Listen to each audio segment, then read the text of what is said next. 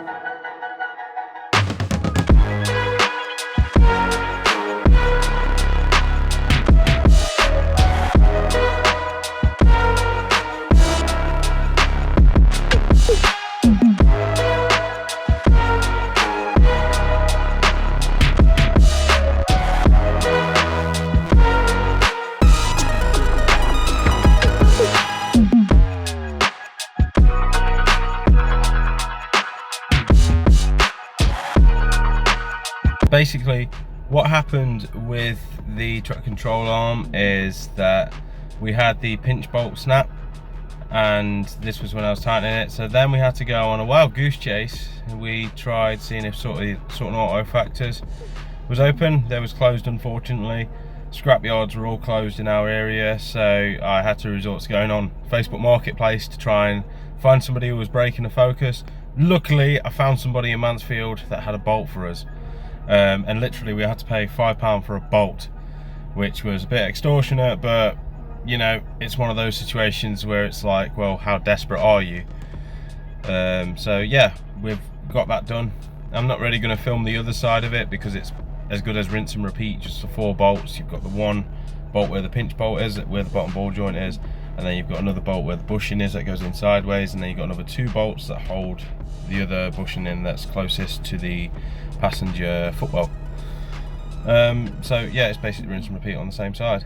Yeah, as I say, just thought I'd do this video because I often do these odd little jobs, and sometimes I don't record them because I just want to get them done, but you know, I feel like I need to get into a habit of recording them because, you know, it's just a bit of content and you guys can see what I get up to in my spare time and whatnot.